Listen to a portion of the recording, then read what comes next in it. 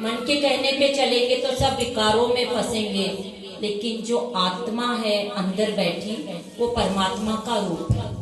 इसलिए गुरु साहब कहते हैं कि मन तू ज्योत स्वरूप है, जो अंदर गुरबाणी की ज्योत है, तेरे अंदर आत्मिक ज्योत है, उसको पहचान।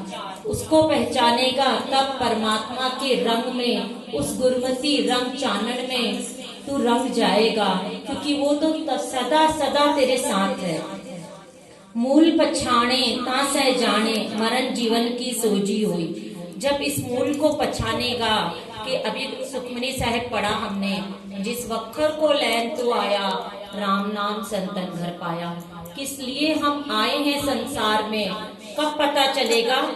जब उस मूल को पछानेंगे, जब उस परमात्मा को जानेंगे। नहीं तो आए, खाए पिए, उठे, सुबह नाश्ता किया, दोपहर में काम पे गए, खाना खाया और 8 घंटे की नींद करी और जीवन ऐसे ही व्यर्थ चला जाएगा। परमात्मा का गुणगान करने का कब वक्त मिलेगा? हमें तो हफ्ते में एक टाइम भी नहीं मिलता। एक टाइम हफ्ते में 2 घंटे सुखमनी साहब का पाठ करने आते हैं, तो भी सोच सोच कर आते हैं कि ना जाने कितनी कुर्बानियां देते हैं। शॉपिंग की कुर्बानियां, पार्टी की कुर्बानियां, पति के साथ बाहर घूमने की कुर्बानियां, तब जाकर हम संगत में आते हैं हफ्ते में एक दिन। जबकि बार बार संगत में आपको बताया जाता है कि घर पे बैठे 1 गुना, गुरुद्वारे में आकर 100 गुना, और संगत में जब सुखमनी साहब करते हो 1000 गुना फल। तभी भी आप उसका लाहा लेना चाहते हो कि नहीं, यह भी आपको सोचना है। इस मूल को पछाड़ना है। मन शांत आई वजी बधाई ता होया परमान। गुरु के गुण गाकर, परमात्मा के गुण गाकर तेरे मन को शांति मिलती है, अंदर एक आत्मिक आनंद आता है, तो ये तेरा परमान हो जाता है आया हुआ। यूं कहे नानक मन तू ज्योत स्वरूप है। नानक कहते हैं कि ये मन तू ज्योत स्वरूप है। तभी मान लेना जब तू अपने मूल को पछाड़ लेगा, तब तू जान लेगा कि दुनिया में हम क्यों आए हैं और क्या करना चाहते हैं। सुखमनी साहब में 11वां श्लोक है, सुखी बसे मस्किनियां आप निवार तले, बड़े बड़े अहंकारियां नानक गर्भ गले। मस्किनिया कौन हुआ है? एक बहुत बड़ा पहलवान, बहुत ही तगड़ा पहलवान था, जिसके आगे कोई भी उसको हरा नहीं सकता था। और उस टाइम पर जब सुखमनी साहब की रचना हुई, गुरु अर्जन देव जी इसकी रचना कर रहे थे, उस टाइम की बात है। एक सिख जो भगवान के रंग में रंगा हुआ था, सेवा करता था दरबार में, उसको एक सेवा मिली। उस सेवा के लिए उसको कुछ पैसों की जरूरत थी। वो सोचने लगा ये पैसों का जुगाड़ कैसे हो, पैसे नहीं थे उसके पास। तो उसे पता चला, पहले पहलवानों से लड़ाई करने के लिए शर्तें लगा करती थी कि अगर इस पहलवान को हराएंगे तो इतने पैसे मिलेंगे। वो सिख ने सोचा कि गुरु घर की सेवा बहुत मुश्किल से, बहुत भाग्य से मुझे मिली है, तो मैं मस्कीन से, जो पहलवान है मस्कीनिया, उससे लड़ाई कर लेता हूँ। ज्यादा से ज्यादा क्या होगा, थोड़ी मार ही खाऊंगा ना, तो गुरु घर के लिए ये भी मंजूर है।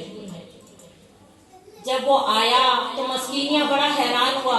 वो जानता था कि उसके आगे कोई टिकना, और ये सिख दिखने में भी पहलवान जैसा नहीं था, तो कैसे ये टिकेगा और ये तो गिर जाएगा। तो मस्कीनिया को थोड़ा शक पड़ा, तो उसने पूछा, भाई तू क्यों मार खाना चाहता है? तो सिख ने बताया कि ऐसे ऐसे गुरु ने मेरे लिए एक सेवा लगाई है और वो सेवा मैं करना चाहता हूँ। सेवा के लिए मुझे माया की जरूरत है, और तुमसे लड़ने के लिए वो माया, अगर मैं मर भी गया तो भी कम से कम मन को तसल्ली रहेगी कि मैं गुरु घर के लिए कुछ करने के लिए कोशिश तो करी। ये सुनते ही इतने बड़े पहलवान मस्कीनिया रो पड़े कि गुरु घर का सिख गुरु के लिए इतना कुछ करना चाहता है। तो उसने कहा कि अब जब लड़ाई होगी तो मैं नीचे गिर जाऊंगा, 1-2 बार में शोर मचेगा, मुझे उठने के लिए बोलेंगे, मैं उठूंगा ही नहीं, तो तेरी जीत हो जाएगी। तो जो पैसे, जो माया मिलेगी वो तू सेवा में लगा देना। इस तरह दोनों के बीच में बातचीत हो गई, लड़ाई हुई पहलवानों की, और मस्कीनिया खुद नीचे गिर पड़ा और सिख को जितवा दिया। जब सिख जीता तो बहुत सारी माया मिली, वो माया लेकर जाने लगा तो मस्कीनिया ने बोला, ऐसा कौन सा गुरु है मैं भी दर्शन करना चाहता हूँ, जिसके लिए तूने इतनी मार खाने का भी सोच लिया था। तो सिख ने उसको भी साथ में लेके, मस्कीनिया को साथ में लेके आए। गुरुदेव उस टाइम पे गुरु अर्जन देव जी सुखमनी साहिब की रचना कर रहे थे, 11वीं अष्टपदी पर थे और श्लोक लिखना बाकी था। उस टाइम जब मस्कीनिया उस सिख के साथ पैरों में आके गिरा और सब बात गुरुजी को पता चली, तो गुरुदेव ने वो श्लोक लिखा जो कि हम रोज पढ़ते हैं सुखमनी साहिब में, सुखी बसे मस्कीनिया आप निवार तले, बड़े बड़े अहंकारियां नानक गर्भ तले।